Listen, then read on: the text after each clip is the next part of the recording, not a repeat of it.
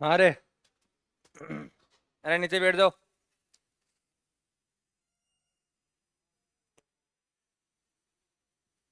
नीचे क्या बैठ जाओ, आगे आ जाओ। आगे आ जाओ। अच्छे बच्चे लोग आ जाओ।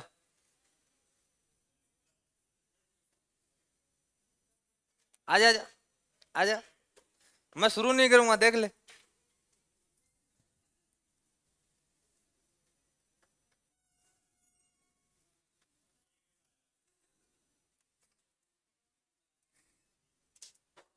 तेरी नजरें मेरे को सारी पता रहती हैं, तू कहाँ नजर घुमाता है। हाँ, तू वो छोड़, वो एसी तो चक्कर बाद में है। एसी तो झूठी बदनाम है।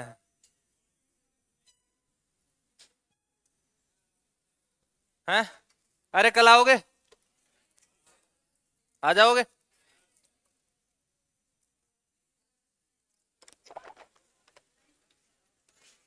देखो,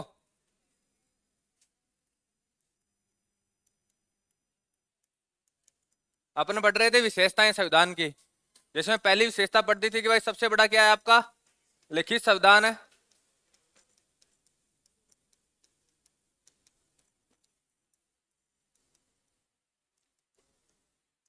ठीक है। अब देखो, इसमें अपन ने बात क्या की थी कि दो तरीके के संविधान होते हैं, या तो लिखित होंगे या क्या होंगे आपके अलिखित होंगे, राइट होंगे या अनराइट होंगे। लिखित में कौन आता है? अमेरिका का संविधान। अमेरिका का एग्जाम्पल इसलिए देते हैं कि सबसे पहले यदि कोई संविधान लिखा गया था तो वो कौन सा था? अमेरिका का। कहाँ का था रे? अमेरिका का। और जो बातों के हिसाब से चलता हो वो कौन सा आपका? ब्रिटेन का। ठीक है। अब भारत में सबसे बड़ा क्यों है? कि वर्तमान में जब इसे मूल संविधान में लागू किया गया था, यानी 1949 में 26 नवंबर को सबसे पहले लागू हुआ था ये 15 आर्टिकल। और बाकी आर्टिकल कब लागू हुए थे? 26 जनवरी 1950 को।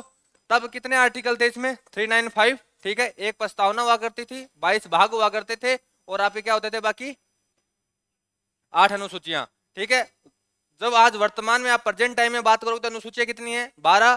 ठीक है। भाग कितने हैं? 25। ठीक है। अनुच्छेद कितने हो गए हैं? लगभग 470 के आसपास। ठीक है। और प्रस्तावना पहले भी एक थी, वो भी आज भी है, लेकिन 3 शब्दों को छेड़छाड़ की गई है। वो कौन सी से की गई थी? आपके 42वें संविधान संशोधन से। अब तो दूसरी विशेषता आती है, वो आती है इसकी कि ये बहुत से स्रोत है इसमें।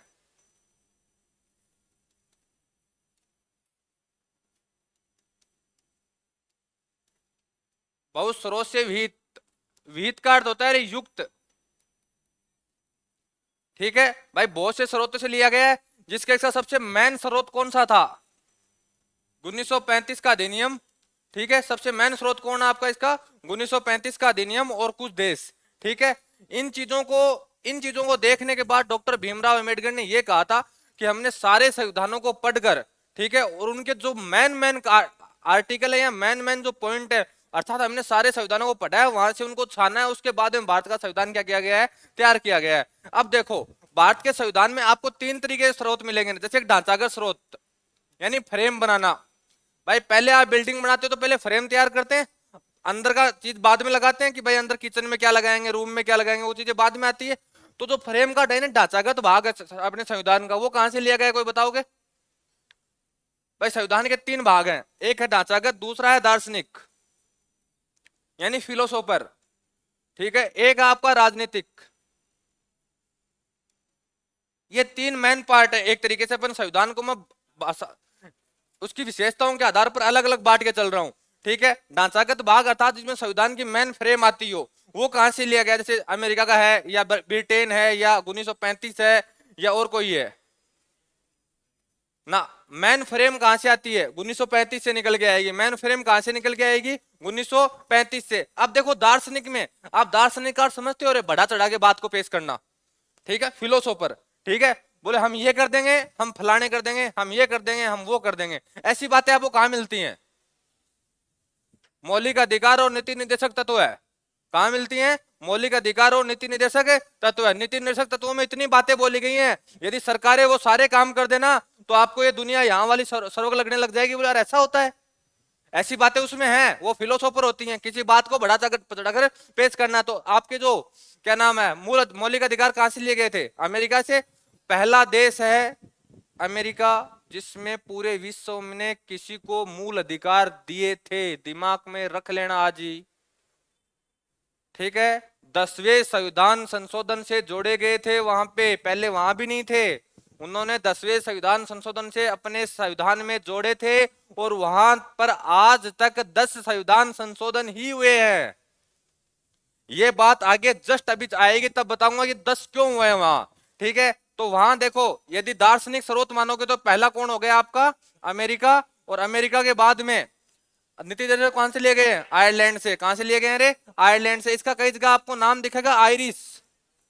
क्या नाम दिखता है, अरे आयरिश। ध्यान रखना, आयरिश और आयरलैंड दोनों एक ही चीज है। और राजनीतिक पार्ट, ठीक है, वो सारा का सारा अपन ने कहां से ले रखा है, अरे ब्रिटेन से। भाई संसदीय शासन प्रणाली है अपने पास, ठीक है, और संसदीय शासन प्रणाली कहां से लेके आए थे, ब्रिटेन से।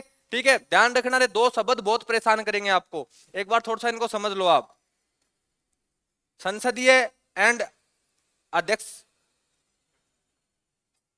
कौन सा कर रहा है, ऐसी कर रही है।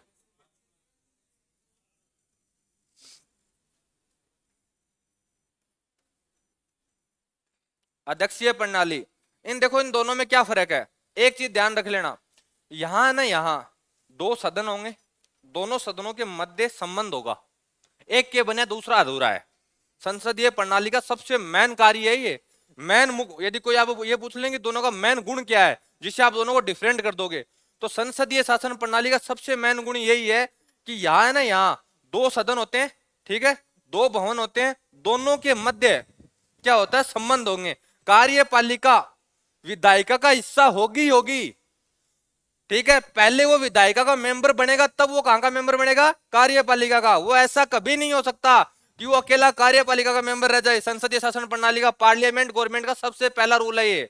और जो प्रेसिडेंशियल फॉर्म गवर्नमेंट होती है वहां कार्यपालिका का विधायिका से कोई लेना देना नहीं होता, दोनों क्या होते हैं, एकदम डिफरेंट होते हैं। ये आती है व्यक्तिगत तौर पर, इसे व्यक्तिगत प्रणाली भी कहते हैं, क्योंकि यहां सबसे ज्यादा पावर किसके पास है, प्रेसिडेंट के पास है। प्रेसिडेंट ने जो कर दिया वो कर दिया, फिर वहां मंत्री भी कुछ नहीं कर सकता, ठीक है। लेकिन यहाँ प्रधानमंत्री को कार्य करने से पहले कैबिनेट की सिफारिशों के ऊपर क्या करना पड़ता है, कार्य करना पड़ता है, उनकी बातें सुननी पड़ती हैं, फिर क्या होता है, कोई कानून बनता है, बहस होती है, सारे काम होते हैं। यहाँ बहस का कोई लेना देना नहीं है। तो इन दोनों में एक चीज ध्यान रखना, यहाँ जो होंगे अर्थात लोकसभा और राज्यसभा, दो भवन आज के पास अपने पास, दोनों के मध्य क्या है, संबंध है, ठीक है। वहां से दो सदस्य निकल के आएंगे जो क्या बन जाएंगे, आपके मंत्री बन जाएंगे। लेकिन यहां जैसे अमेरिका में कांग्रेस है और सीनेट है, दोनों के मध्य रिप्रेजेंटेटिव ऑफ मेंबर है और सीनेट है, दोनों के मध्य आपस में कोई लेना देना नहीं है, दोनों अलग हैं एक दूसरे से। यदि कोई सीनेट का मेंबर है तो वो किसी भी कंडीशन में कार्यपालिका का मंत्री नहीं बन सकता, उसे पहले सीनेट से क्या देनी पड़ेगी, त्याग पत्र देना पड़ेगा, और उसके बाद में वो क्या बन सकता है, वहां मंत्री बन सकता है। इन दोनों का सबसे मेन अंतर यही है, ये चीज ध्यान रख लेना बस।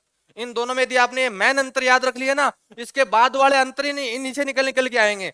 तो ये दो चीजें आपको याद रखनी है, ठीक है। तो राजनीतिक प्रणाली अपन ने कहां से ली है, रे ब्रिटेन से ली है। इसके अलावा जैसे यूपीएससी है, आपातकालीन प्रावधान है, राज्यपाल के अनुच्छेद जो है वो अपन सारे के साथ कहां से ले रखे हैं, 1935 से ले रखे हैं। और इसके अलावा कुछ संविधान अपन जैसे कनाडा से लेके आए हैं, ऑस्ट्रेलिया से लेके आए, दक्षिण अफ्रीका से लेके आए, रूस से लेके आए। रूस से क्या ला रखे हैं, मौलिक कर्तव्य ला रखे हैं, ठीक है। दक्षिण अफ्रीका से क्या लाए थे,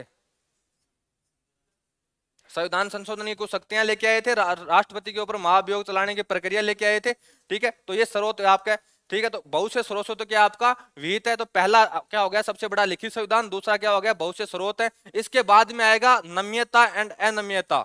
आपको नाम कंफ्यूजन कर रहा होगा यदि आप इसका संधि विच्छेद करोगे, थोड़ा सा ये अलग वर्ड है, नरम एंड कठोर। इसका अर्थ, कहने का अर्थ क्या है, नरम एंड कठोर। संविधान दो तरीके के होते हैं, संविधान संशोधन करने के आधार पर दो तरीके के होते हैं, ध्यान रखना। और नरम और कठोर कैसे नहीं है, बोले पेज बहुत टाइट है इसलिए नरम है, पेज बहुत वो है, उसके आधार पर नरम कठोर की बात नहीं हो रही है। यहाँ पे नरम एंड कठोर की बात हो रही है कि संविधान संशोधन जो अमेंडमेंट किया जाता है, ठीक है, संशोधन किया जाता है, उसके आधार पर उसकी जो प्रोसेस है, उस प्रोसेस के आधार पर संविधान कितने प्रकार का होता है, दो प्रकार का, एक होता है नरम, एक होता है आपका कठोर। यदि सामान्य प्रक्रिया है, कोई विशेष प्रावधान नहीं है, ठीक है, तो संविधान कैसा हो जाएगा, नरम हो जाएगा। लेकिन यदि प्रक्रिया बहुत हार्ड है, उसको प्रोसेस लाने में आपको बहुत टाइम लगेगा, वो कैसा कहलाएगा, आपका कठोर। जैसे अमेरिका का संविधान कैसे है, कठोर है, बहुत कठोर है, वहां संशोधन करना आम बात नहीं है। इसलिए वहां संशोधन क्या हुए हैं, सबसे कम हुए हैं। और नरम कहां से है, ब्रिटेन का, बोल दिया संशोधन हो गया, वो कौन सा हो गया आपका, नरम हो गया। भारत का संविधान ना तो नरम है ना कठोर है, वक्त आने आने पर अपने अपने अलग अलग कलर दिखाता है। यानी जैसे वो आपका अपने गिरगिट नहीं होता, गिरगिट अलग अलग कलर दिखाता है, वैसे ही यहाँ है। संशोधन की प्रक्रिया के यहाँ दो तरीके होते हैं। एक होता है संविधान संशोधन किया जा रहा है, 2/3 बहुमत चाहिए, विशेष बहुमत, ध्यान रखना विशेष बहुमत आगे आएंगे आपको, दो तरीके के बहुमत, तीन तरीके के बहुमत आएंगे, साधारण बहुमत, प्रभावी बहुमत और विशेष बहुमत। इनकी बात करेंगे बाद में, एक बार याद कर लो बस कि विशेष बहुमत से आपको क्या करना पड़ेगा, किसी संविधान संशोधन को पारित करवाना है।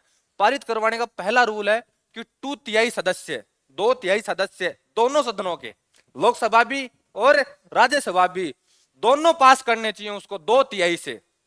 ठीक है, एक तो संशोधन होता है इस तरीके से, जो हो गया। दूसरा एक होता है कैसे कि दोनों सदन 2/3 से पास कर रहे हैं, इसके साथ राज्य में जितनी विधानसभाएं हैं पूरे देश में, राज्य का अर्थ है भारत यहां, ठीक है, भारत में जितनी विधानसभाएं हैं आज के दिन, उनमें से 50% प्लस एक, अर्थात जितने भी हैं, जैसे मान लो मैं मान लेता हूं 15 हैं, ठीक है, तो 15 तो हो ही 30 है, ठीक है, टोटल यानी 15 आधी हो गई, एक जोड़ दो अर्थात 16, ठीक है, 16 का उनके पास क्या चाहिए रे, बहुमत चाहिए। यानी 16 विधानसभा उस कानून को क्या करनी चाहिए, पारित कर देनी चाहिए। जैसे जीएसटी आई थी, जीएसटी को लागू करने के लिए अलग अलग विधानसभा ने उसे पारित किया था।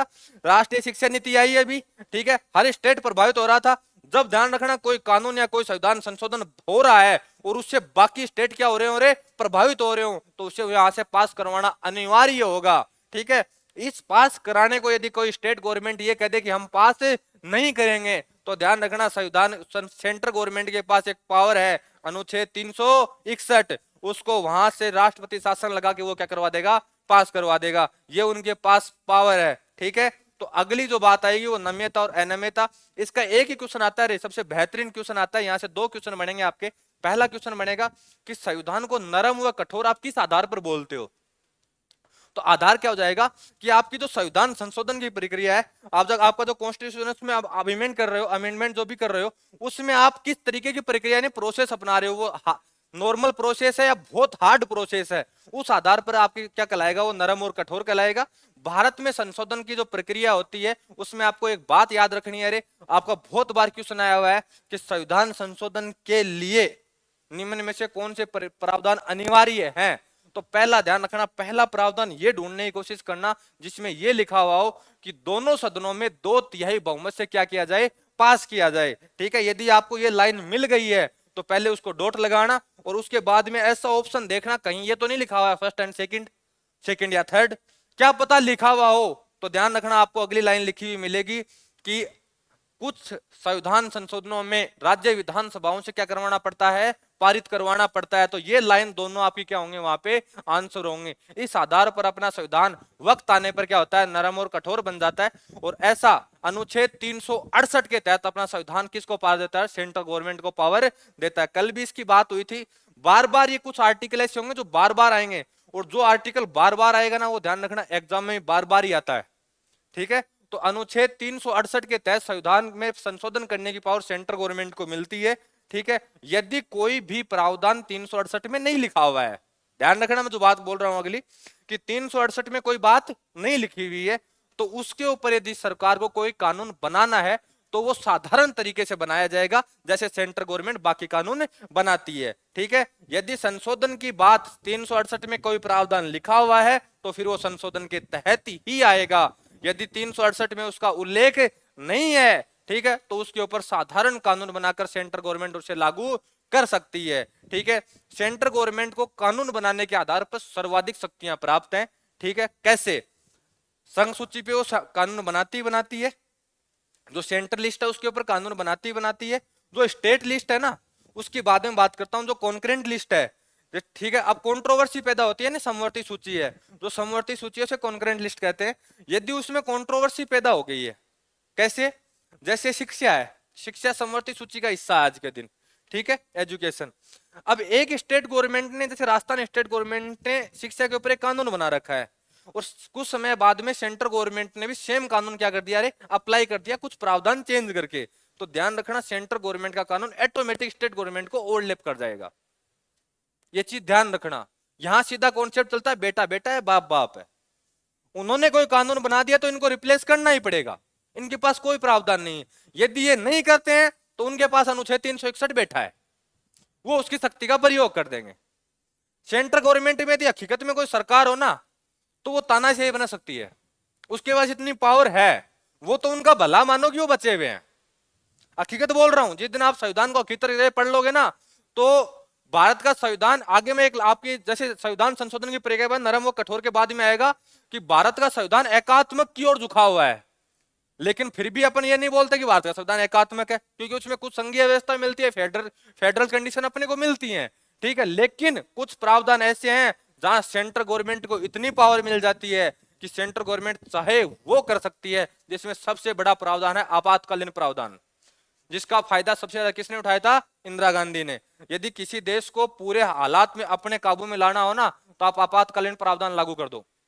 उसके बाद में जितनी भी लेजिस्लेचर बची हुई है स्टेट गवर्नमेंट की, वो सारी की सारी ऑटोमेटिक क्या हो जाती हैं? खारिज हो जाती हैं। सभी स्टेट की पुलिस सीधी किसको रिपोर्ट करती है?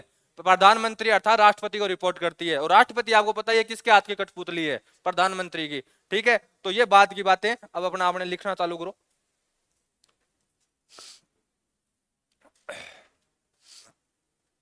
लिखने की स्पीड ठीक रखना रे।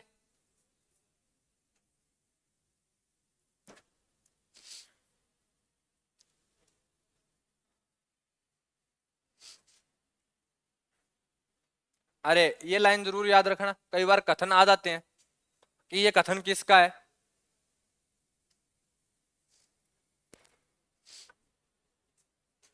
पॉलिटिकल बोर्ड तो नहीं करती है? ऐसा कोई महानुभाव एक बार ऊपर हाथ करे पॉलिटिकल बोर्ड करती हो? करती है? इसको करती है। यदि ऐसे पढ़ने के बाद में पॉलिटिकल बोर करेगी तो फिर सॉल्यूशन नहीं है।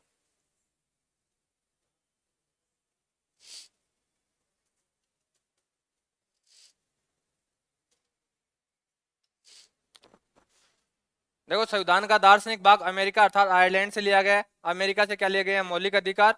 और नीति निर्देशक तत्व कहां से लिए गए हैं? आपके आयरलैंड से। अब ये चीजें ना आपको बार बार आती हैं तो ये याद हो जानी चाहिए रे। जैसे मौलिक अधिकार यहाँ आ गया, मैं स्रोत पढ़ाऊं तो आपको दिमाग में आना चाहिए अच्छा मौलिक अधिकार आ गया अमेरिका से लिए हुए हैं।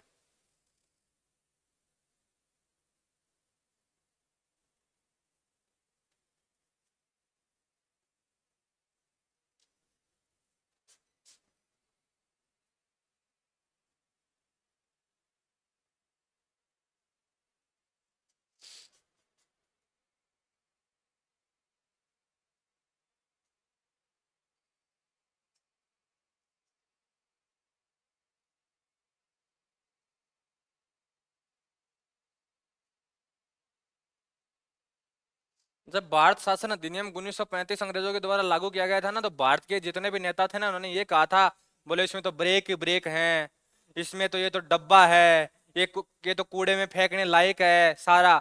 और जब इनकी बनाने की बात आई ना संविधान, बोले अच्छा ये तो पहले हमें दे दो। 2/3 आर्टिकल तो इन्होंने यहां से उठा रखे हैं इससे।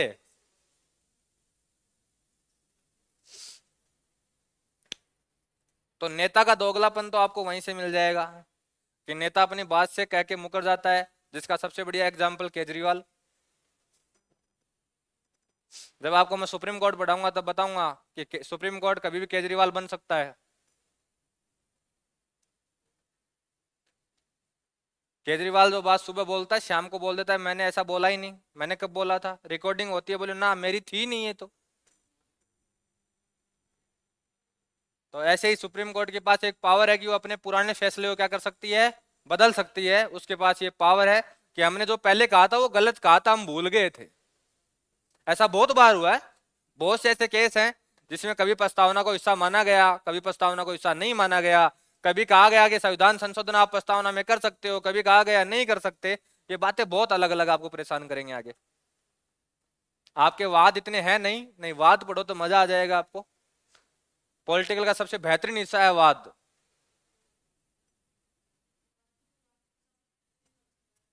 सेंट्रल गवर्नमेंट जितना चाहे जे एंड के देख लो, एग्जाम्पल आपके सामने, कम से कम जितना सेंट्रल गवर्नमेंट चाहे, 1 दिन 2 दिन 5 दिन उनके हाथ में है। जितने दिन सेंट्रल गवर्नमेंट चाहे, राष्ट्रपति शासन का पहला कॉन्सेप्ट है सेंट, कौन कहता है? वो बैठे बैठे वहां से पास करते रहेंगे, उनको कौन क्लोज देने वाला? राज्यपाल तो उनका बेटा है ना वहां, है? हाँ तो राष्ट्र वो तो लिखवाना तो पड़ता है, लेकिन उसके लिए सेंट्रल गवर्नमेंट के पास, जैसे जेएंडके है, जेएंडके में शायद 2019 से लगा हुआ है, 2019 की शायद अप्रैल से अब तक सेंट्रल हमारा प्रेसिडेंटल फॉर्म गवर्नमेंट चल रही है, तो वो उनके हाथ में है, वो उसका कोई बड़ा क्लोज नहीं है। हाँ, आप लोकसभा का कार्यकाल बढ़ा रहे हो ना, तो 1 साल बढ़ाने के बाद में आपको दोबारा एक बार उसका बिल लाना पड़ेगा बढ़ाने के लिए। यदि आप वहां पास नहीं करवा पाए तो लोकसभा फिर चुनाव होंगे। लेकिन राष्ट्रपति शासन में ऐसा कोई प्रावधान नहीं है। यहाँ वाली जो बैठे हैं लोग, ये लिखते रहते हैं निर्वाचन आयोग को, राष्ट्रपति को, इनकी सुनने वाला कौन है जब तक कोई जो मेन सेंट्रल गवर्नमेंट में सरकार बैठी है।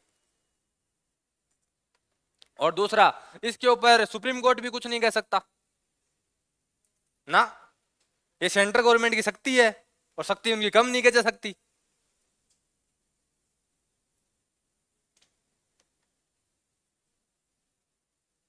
हाँ, लेकिन इसके ऊपर एक काम हो सकता है।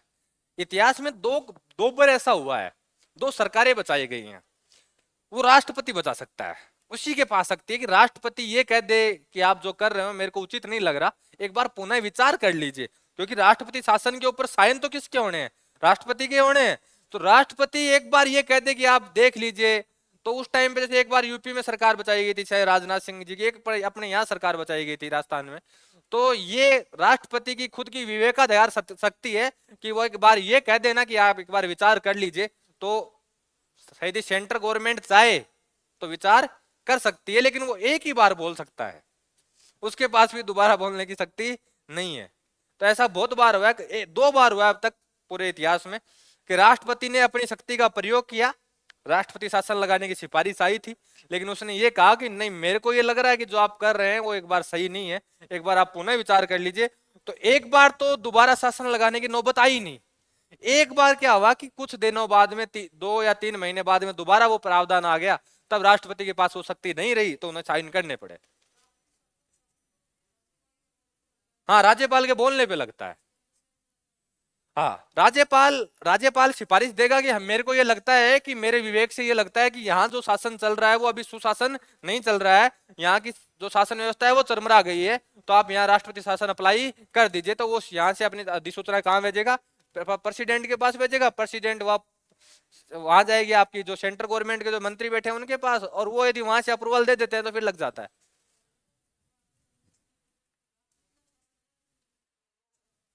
वहां फिलहाल राष्ट्रपति शासन है। देखो, राष्ट्रपति शासन आ गया है ना, राष्ट्रपति शासन का आप अर्थ है, आपको पता क्या है? वहां संसद शासन कर रही है अब।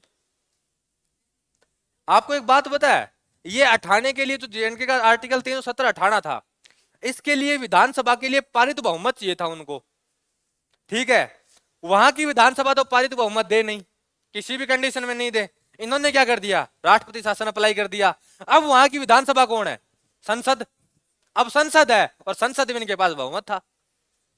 राजनीति थोड़ा सा बेहतरीन हिस्सा है, यदि आप पढ़ोगे तो बहुत इंटरेस्टिंग लगेगी आपको। लिख दिया रे यहां तक, अगला लिखो।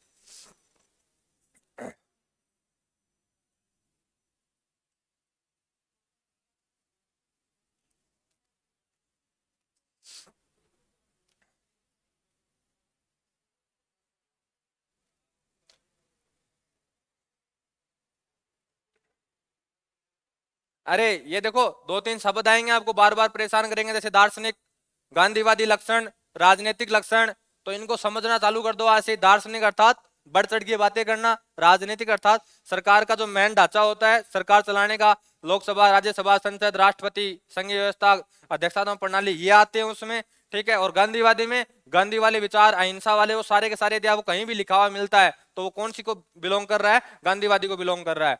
और ये आपके अन्य स्रोत हैं जिसमें ये समझ गए रे कौन है ये रूस है।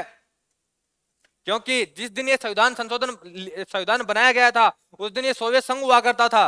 ना कि रूस। तो आज के दिन वहां यूएसएसआर लिखना ही बेटर है, ना कि रूस लिखा जाए। हाँ देखो, कुछ कंट्रोवर्सी आपको बहुत मिलेंगे, आपकी बता देता हूँ। ये राज्यपाल आपको बहुत जगह मिलेगा, ये अलग जगह से भी उठ के आएगा, ठीक है। तो जहां इसका मैं सबसे पहले लिखवा के चलू ना, जैसे नंबरिंग 1 पे राज्यपाल मैंने 1935 में लिखवा दिया है, तो आपको मेन प्रायोरिटी किसको देनी है? 1935 को, क्योंकि 1935 भी जब बनाया गया था, ये भी तो कहीं से उठा के लाए हैं उसको। सबसे बड़ी बात तो ये है ना, ये भी तो कहीं से उठा के लाए हैं इसको।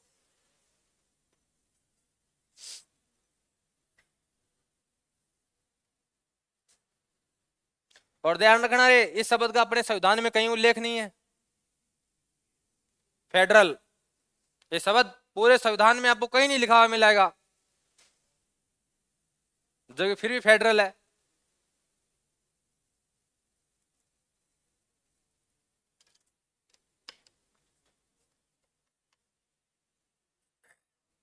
अब देखो, ये राजनीतिक प्रावधान रहे, कैबिनेट सरकार के सिद्धांत कहां से लेके आए हैं रे? ब्रिटेन से।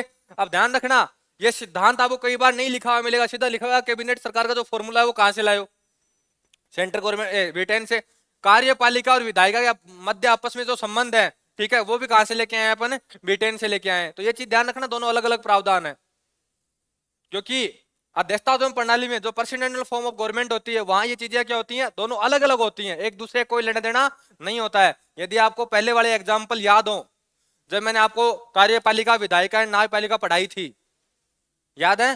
वो डायग्राम बनाए थे घोड़े वाले, ठीक है। यदि तीनों घोड़े अलग हैं तो तीनों घोड़ों का आपस में कोई लिंक नहीं है। जैसे भारत में क्या होता है, विधायिका बड़ी होती है, कार्यपालिका उसी के अंदर सेट हो जाती है, न्यायपालिका अलग है, ठीक है। और ब्रिटेन में क्या होता है, पूरी एक चीज है, दो दो भाग है, House of Lords and House of Commons. House of Lords के हिस्से किसके हैं? न्यायपालिका के। और हाउस ऑफ कॉमन्स के हिस्से कौन है? आपके मंत्री।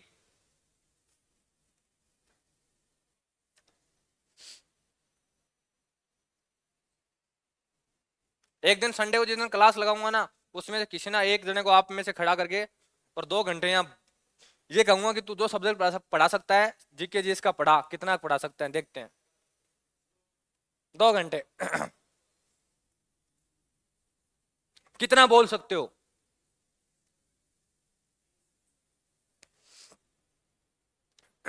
सबसे बढ़िया काम है ये, बोलना।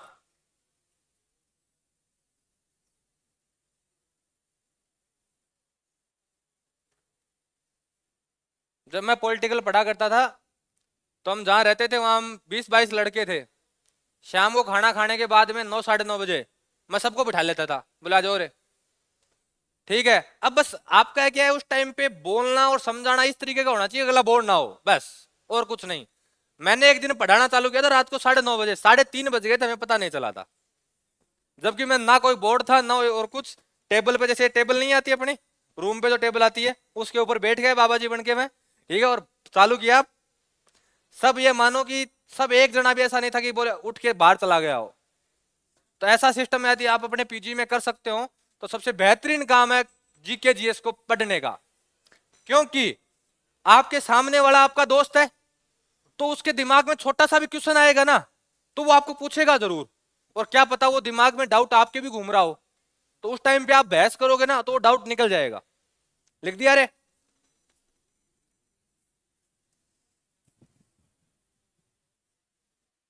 ये आपका आगे संविधान संशोधन की प्रक्रिया।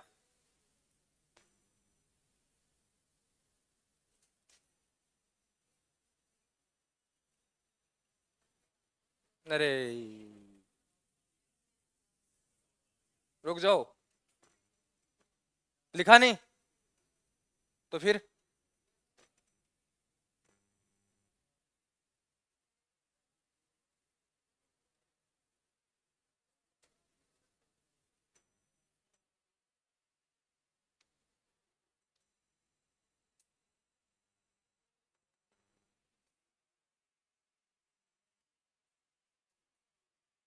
इसको ऐसे 2 भागों में बांटो।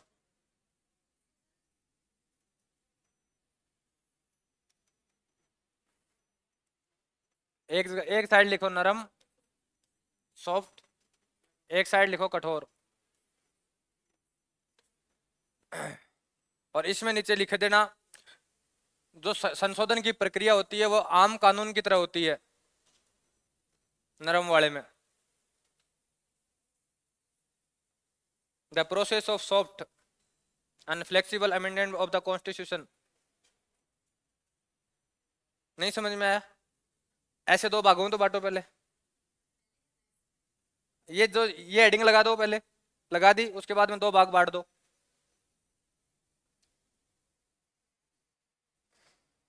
हिंदी वाले ये लाइन लिख दो रे यहां से नरम के नीचे, संशोधन की प्रक्रिया वही होती है जो आम कानून की होती है, जैसे आम कानून बनाया जाता है, नॉर्मल कानून। और इसके नीचे एग्जांपल लिख देना, ब्रिटेन का संविधान। कहां लिख रखा है कठोर? नरम और कठोर। अरे तुम लोग तू ये क्या है, एआई ने उल्टा सिस्टम कर दिया है। ठीक है, मैं जितना कह रहा हूं उतना लिखो आप। संशोधन की प्रक्रिया वही होती है जो आम कानून की होती है, उसका एग्जाम्पल ब्रिटेन का संविधान है। और फिर यहां से नई लाइन चालू हुई है, कठोर, जिसमें संशोधन की विशेष प्रक्रिया की आवश्यकता होती है, एग्जाम्पल है अमेरिका का संविधान। ये ऐसे चल रहा है, एआई ने सिस्टम उठा के उक चुक कर दिया है इसका। लिखो आप, लिख दिया नरम में, ये लाइन लिख दी नीचे यहां से, the process of soft and flexible amendment of the constitution in the same which in the common law. ऐसी कैसी पूरी लाइन लिख दो नरम के नीचे, सॉफ्ट के नीचे, और एग्जाम्पल हो जाएगा ब्रिटेन कॉन्स्टिट्यूशन। और कठोर के नीचे ये लाइन लिख दो रे, जिसमें संशोधन की प्रक्रिया विशेष प्रक्रिया की आवश्यकता होती है, एग्जाम्पल अमेरिका का संविधान। ये यहां से लाइन अलग हो जाएगी कि भारत का संविधान न तो कठोर है न लचीला, दोनों मिला का मिला जुला रूप है।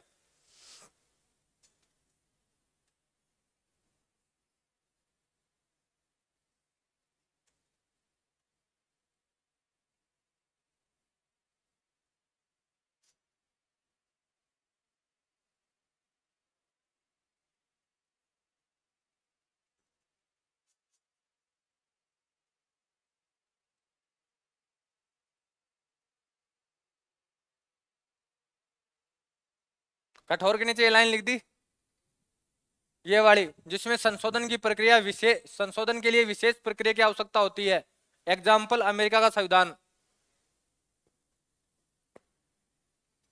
यहां से लिख देना।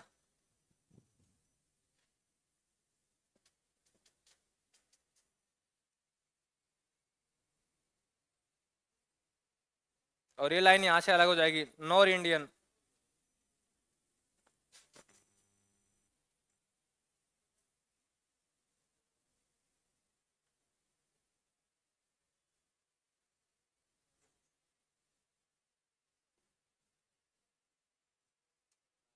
आज एक बार ये पीपीटी चेक करनी पड़ेगी, इसमें बहुत गलतियां आ रही हैं।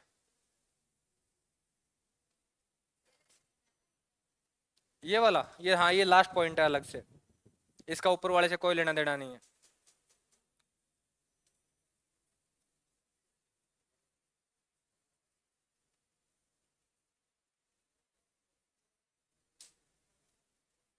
ये लाइन यहां से अलग कर दे, कर दी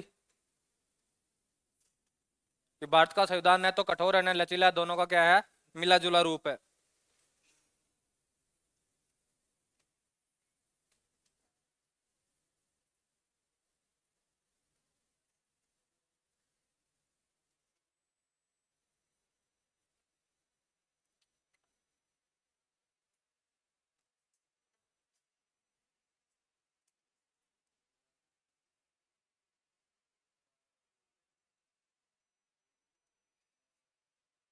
एक चीज ध्यान रख लेना रे, मैं अभी संविधान संशोधन दोबारा नहीं पढ़ाऊंगा, यहाँ पूरा आ गया है। तो देखो, अनुच्छेद 368 के अनुसार दो तरीके के संविधान संशोधन के प्रावधान है। पहला, कुछ विशेष बहुमत से दोनों सदनों में उपस्थित मतदान में और मतदान में भाग लेने वाले सदस्यों के 2/3 बहुमत के प्रत्येक सदन के कुल सदस्यों का बहुमत होना चाहिए, तब एक पहला हो सकता है। दूसरा, कुछ प्रावधानों में संसद के विशेष बहुमत व कुल राज्यों के आधे से अधिक राज्यों में अनुमोदन से संशोधित किया जा सकता है। ये दो प्रावधान है संशोधन करने के लिए। और जिन प्रावधानों का उल्लेख अनुच्छेद 368 में नहीं है, वे आम विधायी प्रक्रिया के द्वारा संसद में सामान्य बहुमत से संशोधित होते हैं।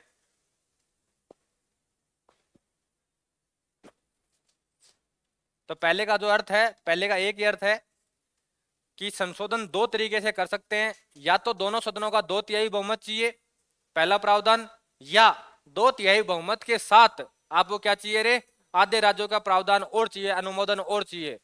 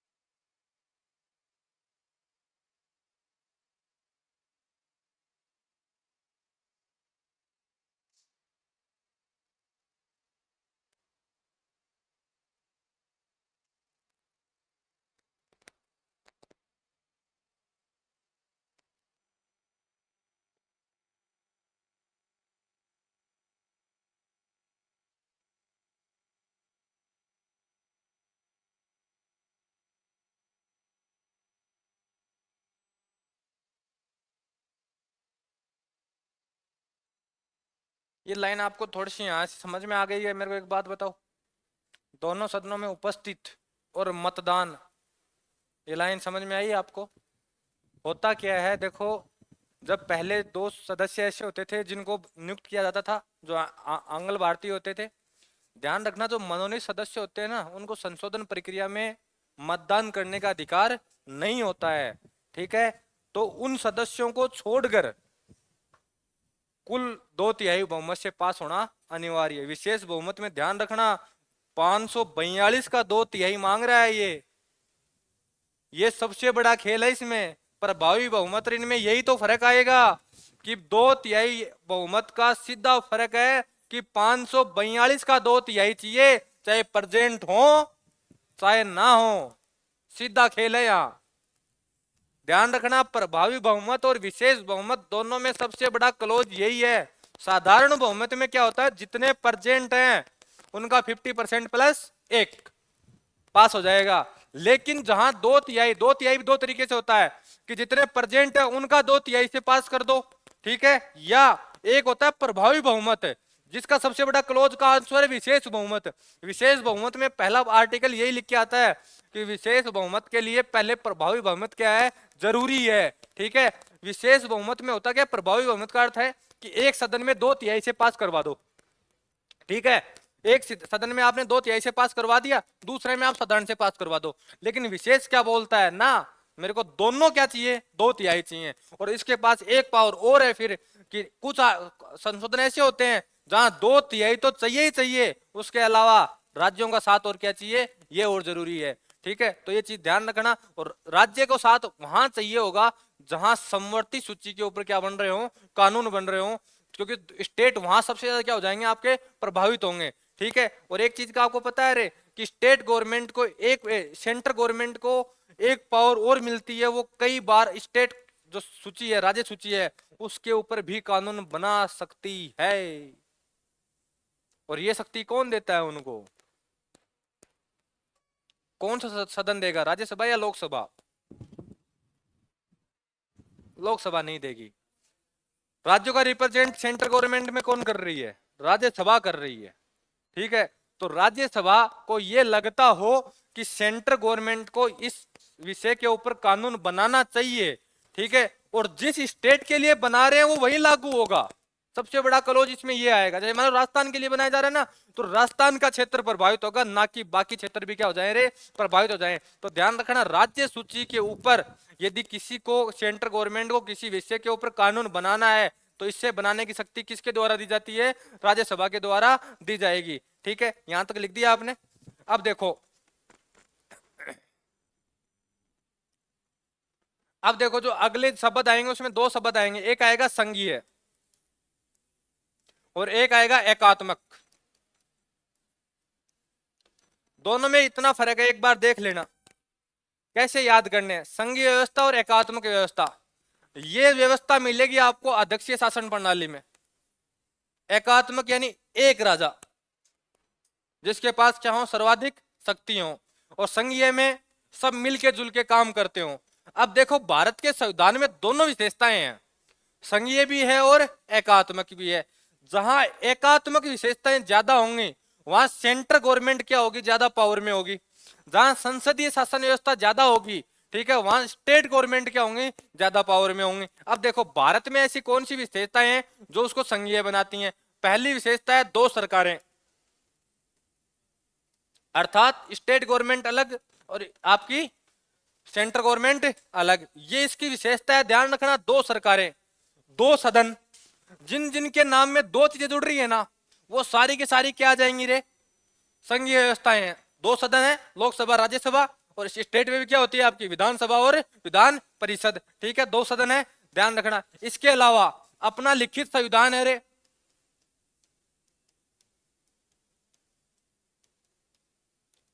ये जो लिखित संविधान है ये क्या बनाता है? इसको संघीय बनाता है। इसके अलावा संविधान सर्वोच्च है,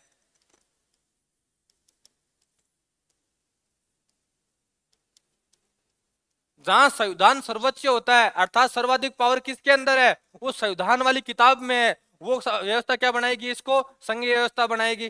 ठीक है, स्वतंत्र न्यायपालिका,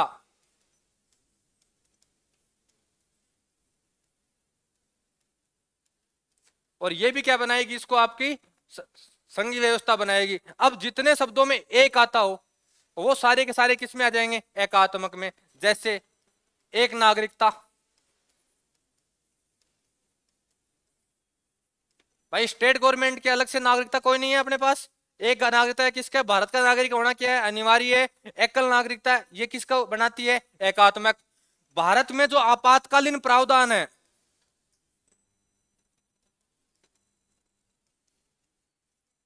ये क्या बनाते हैं? इसको एकात्मक बनाते हैं। कैसे बनाते हैं? आपातकाल लागू हुआ, स्टेट गवर्नमेंट खत्म, अर्थात सारा शासन किस में चला गया है? सेंट्रल गवर्नमेंट में, अर्थात एक बन गया पूरा का पूरा वापिस। तो ये। इसके अलावा एकल न्यायपालिका, कैसे? अब देखो एकल न्यायपालिका एकात्मक क्यों बनाती है रे? सुप्रीम कोर्ट से नीचे कौन जुड़े हुए हैं? High court. हाई कोर्ट से कौन जुड़े हुए हैं? District court.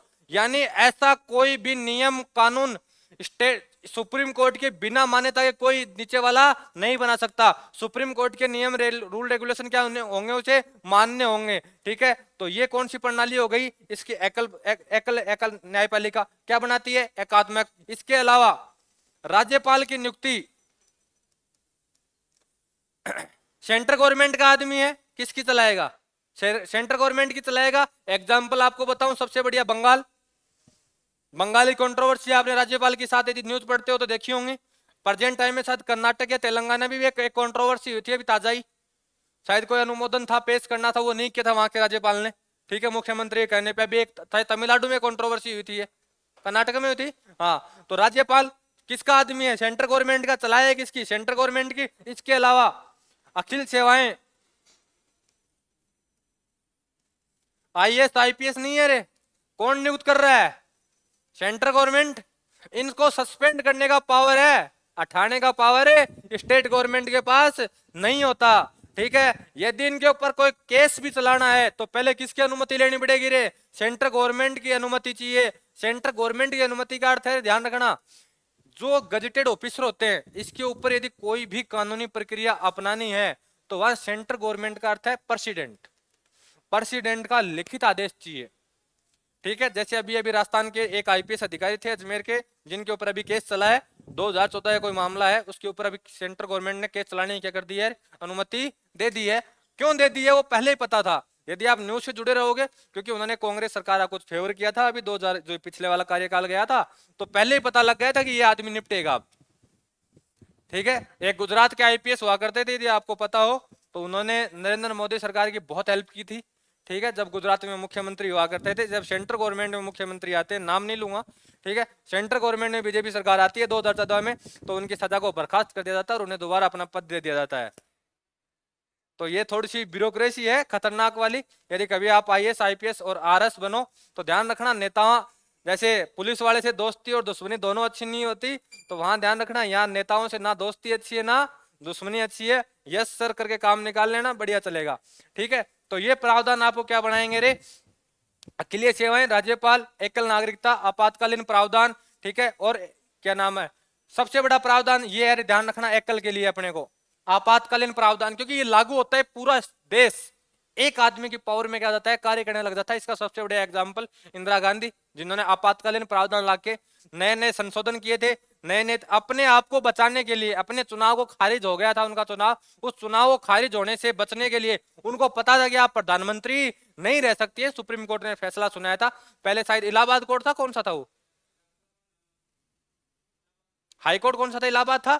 इलाहाबाद हाईकोर्ट ने उनको फैसला सुनाया कि आपका चुनाव क्या किया जाता है, अमान्य किया जाता है, इसलिए आप ना तो लोकसभा की मेंबर रह सकती हैं और ना ही आप क्या कर सकती हैं, प्रधानमंत्री पद पे रह सकती हैं। ठीक है, इसके बाद में सुप्रीम कोर्ट वो जाते हैं, सुप्रीम कोर्ट उनको फैसला सुनाता है कि आप लोकसभा की मेंबर तो रह सकती हैं लेकिन आप प्रधानमंत्री पद का कार्यवाहन नहीं कर सकती। इसलिए उसको लगा कि अब कार्यकाल अपने हाथ से चला गया है, तो उसने आपातकालीन प्रावधान लगाए। फखरुद्दीन शायद उस टाइम पे राष्ट्रपति हुआ करते थे, वो जेएंडके गए हुए थे, जेएंडके से वो विशेष फ्लाइट लेके दिल्ली आते हैं, उसी टाइम शायद 25 अप्रैल या 25 मई डेट है, 25 जून है या मई है, जून है, ठीक है, 25 जून को क्या लगाया जाता है, इमरजेंसी लगाई जाती है। ध्यान रखना, सबसे पहला संविधान संशोधन एक ही किया था उन्होंने कि राष्ट्रपति के और प्रधानमंत्री के चुनाव को चुनौती नहीं दे सकती। सबसे पहला संविधान संशोधन उस लेडीज ने वही किया था कि राष्ट्रपति और प्रधानमंत्री के चुनाव को चुनौती नहीं दी जा सकती, चाहे उन्होंने कितना ही गलत करके चुनाव जीता हो। उसमें ये लाइन लिखवाई थी विशेष। तो शक्तियों का प्रयोग करना हो तो वहां से सीखना चाहिए व्यक्ति को कि यहाँ शक्तियां कैसे प्रयोग में ली जाती हैं। तो अगली विशेषता लिख दो अपने,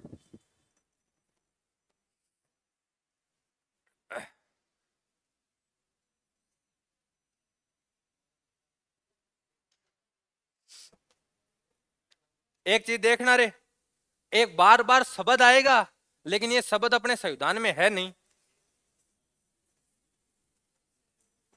मैं यहाँ क्या लिख रहा हूं, भारत का संविधान संघीय सरकार की स्थापना करता है, मैंने ये नहीं लिखा है कि भारतीय संविधान में संघीय शब्द का उल्लेख है, कहीं भी फेडरल नहीं लिखा हुआ है भारत का संविधान। ये चीज दिमाग में पहले फिट कर लेना। आप देखो संघीय लक्षण, दो सरकारें, शक्तियों का विभाजन बार अलग अलग किया हुआ है दोनों का, ठीक है, लिखित संविधान है, संविधान के सर्वोच्च है, संविधान की कठोरता क्या बनाती है, संघीय बनाती है। ध्यान रखना रे, संविधान की कठोरता संघीय बनाएगी, लचीनापन एकात्मक की ओर लेके जाएगा। कैसे भाई, कठोर होगा, आप संशोधन नहीं कर सकते, जो बन गया वो बन गया, अर्थात स्टेट गवर्नमेंट को जितनी पावर मिल गई है उतनी मिलती रहेंगी। लेकिन यदि लचीलापन है तो सेंट्रल गवर्नमेंट बोले अच्छा राजस्थान वाले मान नहीं रहे हैं, विषय काट दो, संशोधन कर दो। ठीक है, तो ये क्या बनाता है, एकात्मक की ओर वापस लेके जाएगा। ठीक है, और ये गैर संघीय लक्षण भी है, ध्यान रखना, एकात्मक या कौन से लक्षण है ये, गैर संघीय, तो ये कौन से हो जाएंगे, सशक्त केंद्र, केंद्र के पास पावर ज्यादा हो, एक संविधान, ठीक है, एकल नागरिकता, संविधान का लचीलापन, एकीकृत न्यायपालिका, केंद्र द्वारा राज्यपाल की नियुक्ति, अखिल सेवाएं और आपातकालीन प्रभाव, ये सारे के सारे किस में आ जाएंगे, आप इसमें आ जाएंगे। इसको याद करने का एक ही तरीका है, जहां दो आए संज्ञा में ले जाओ, और जहां एक चीज का उल्लेख ज्यादा लगता हो वो सारी की सारी किस में आ जाएंगी, एकात्मक की ओर आ जाएंगी। ध्यान रखना रे, ये है ना, यदि आप एसएससी के अलावा कोई भी एग्जाम दोगे, यानी एसएससी की सीजीएल मेंस में क्वेश्चन था इनमें से कि निम्न में से ऐसा कौन सा प्रावधान है जो एकात्मक की ओर झुकाव दर्शाता है, तो वो जितने प्रावधान मेन प्रावधान है वो आपके सामने है सारे के सारे।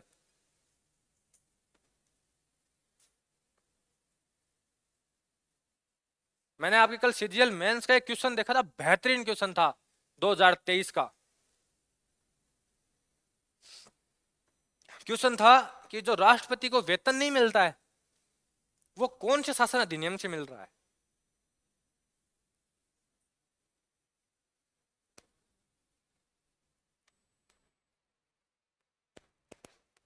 अधिनियम है 1951, याद रख लेना, कि राष्ट्रपति को जो वेतन मिलता है वो भारत शासन अधिनियम 1951 के तहत मिलता है। जो वर्तमान वेतन कितना है, 5 लाख है। और जितना वेतन होता है, ध्यान रखना पेंशन में, ध्यान रखना रे, पेंशन में कभी 2.5 लाख मत करके आ जाना, 2.5 लाख कभी मत कर देना, क्योंकि 2.5 लाख वाले में सीधा एक प्रावधान आएगा। यदि आपको 2.5 लाख के नीचे ये लिखा हुआ मिल जाए या ऊपर लिखा हुआ मिल जाए किसी ऑप्शन में कि वर्तमान वेतन का 50%, तो ध्यान रखना सबसे मेन आंसर वही है। क्या पता संविधान में संशोधन कर दिया हो सरकार ने, उसकी वो 6 लाख कर दियो, आप 2.5 लाख पे अटके बैठे हो, तो फिर उसकी पेंशन कितनी हो जाएगी रे, 3 लाख। ये चीज दिमाग में फिट कर लेना। यही आज के दिन गवर्नमेंट जो जॉब करता है ना व्यक्ति, जिसको पेंशन मिलती है, उसके लिए भी यही प्रावधान है। जिस दिन उसकी बेसिक वैल्यू जितनी होती है, ठीक है, जितना वो पेमेंट ले रहा होता है, कट काट के जितना भी कट मिलता है ना, पीएफ वीएफ जो जितने कट जाते हैं, उसके अलावा जितने उसके अकाउंट में पेमेंट आता है, उसका 50% उसको पेंशन मिलती है।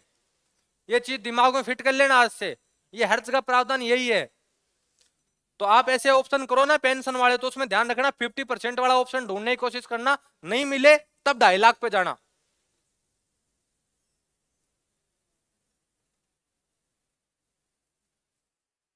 आप नए हो आज, तो भाई तेरे शकल से तो ऐसा लग रहा है तेरे को कुछ नहीं समझ में आ रहा। अब गलती मेरी नहीं है, मैंने पहले ही कहा था पॉलिटी में बीच में आओगे तो पॉलिटी ऐसे मारती है जैसे पत्थर मारती है, बोले यार ये कहां से आ रहा है ऐसा ऐसा। पॉलिटी का बहुत गंदा काम है। वो सब्जेक्ट आपको फिर भी समझ में आएंगे, हिस्ट्री पढ़ोगे, जहांगीर मर गए अकबर आ रहा है, तो जहांगीर का अकबर से कोई लेना देना नहीं है। एक युद्ध हो रहा है वो अलग हो रहा है। अरे मतीरे का युद्ध किन किन के मध्य हुआ था? जोधपुर कहां से आया गया रे? बीकानेर और नागौर। मतीरे का युद्ध किस किस को पता है? ऐसा कोई मानव हुआ जिसको मतीरे का युद्ध नहीं पता हो? नहीं पता? आप क्या करते हो, राजस्थान में क्यों रहते हो? ऐसा हुआ था रे कि शायद बेल तो बीकानेर में थी और मतीरा नागौर में लगा था, ठीक है। तो बीकानेर वालों ने कहा कि मतीरा हमारा है, बेल हमारी है। बोले नहीं, जमीन पे तो हमारी पे लगा है ना ये, तो मतीरा हमारा है। तो उसको खाने के लिए युद्ध किया गया था। एक मतीरे को देख लेना। शायद एक साइड तो राजा अजय सिंह थे या अजीत सिंह थे, अभी सिंह, अमर सिंह थे क्या? एक साइड कौन था? नागौर साइड से कौन था? बीकानेर से तो अमर सिंह था शायद। बीकानेर नागौर से कौन था? एक तो पक्का अमर सिंह थे बीकानेर से तो, लेकिन नागौर से कौन था? नागौर सेंटर हुआ करता था उस टाइम पे। ये कहा जाता था जिसके पास नागौर का अधिकार है वो कभी ना कभी राजस्थान को जीत लेगा। अमर सिंह और करण सिंह। लिख दिया भाई।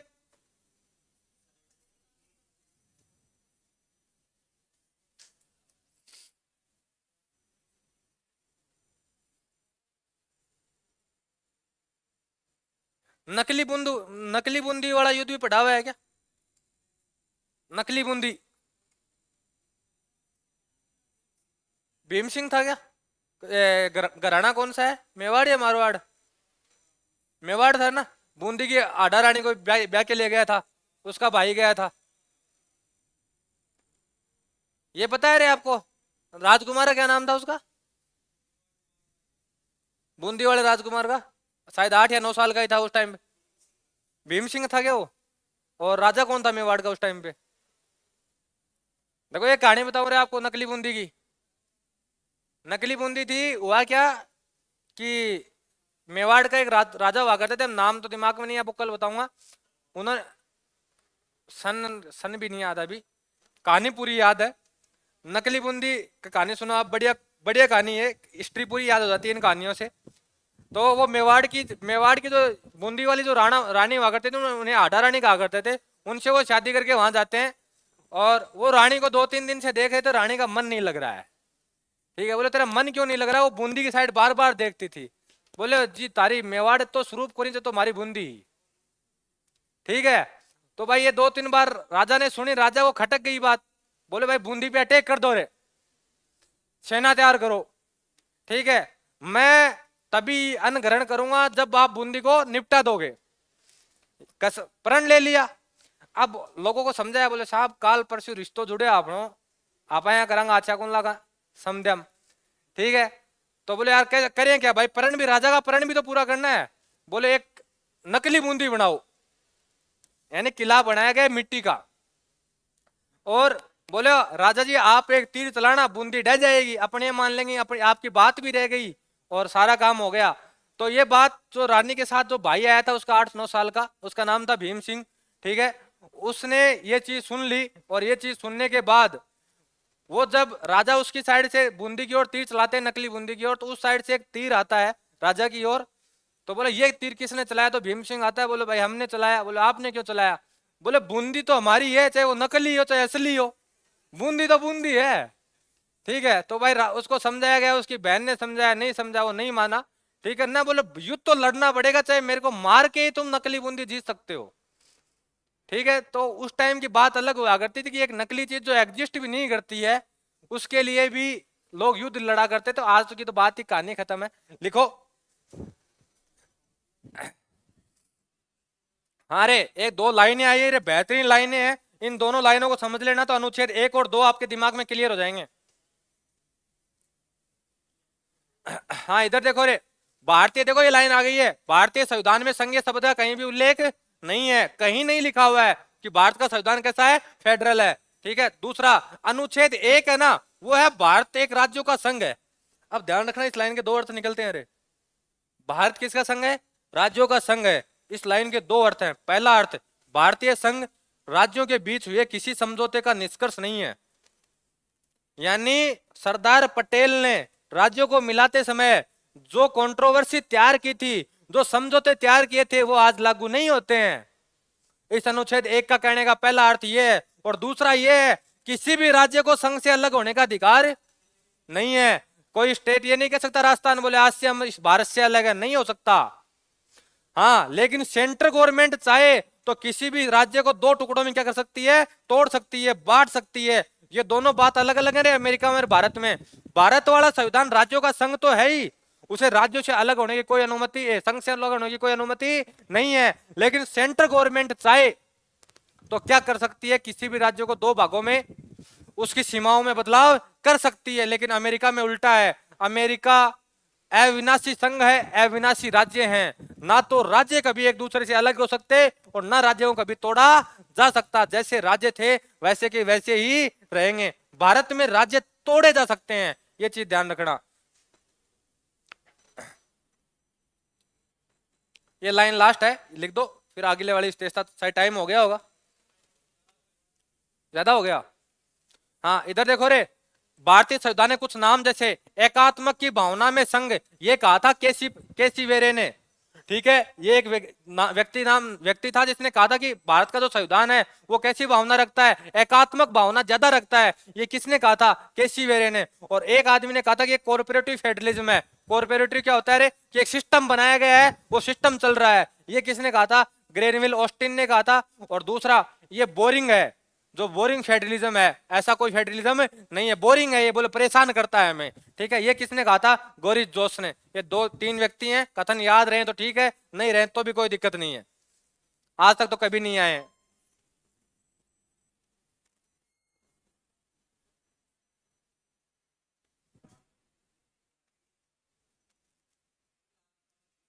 हम्म,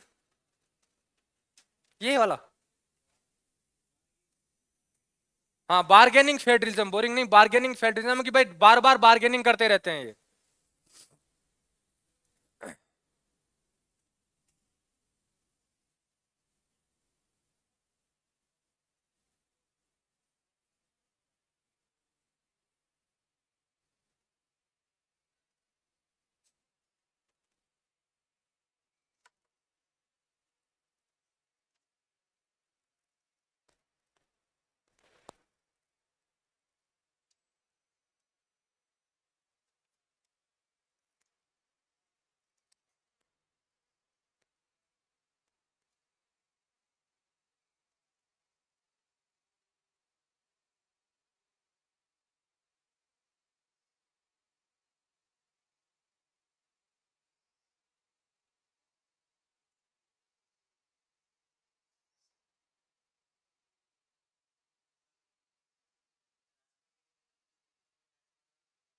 राष्ट्रपति के शेक्स में टैक्स नहीं, टैक्स फ्री होता है वो।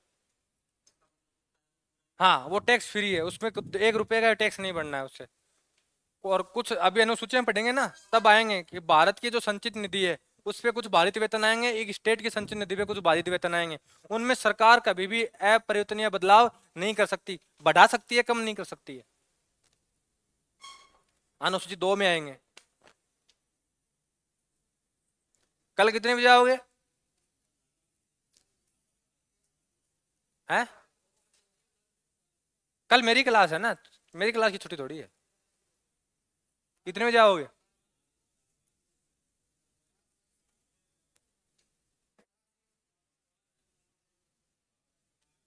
8 बजे बुला लेते हैं।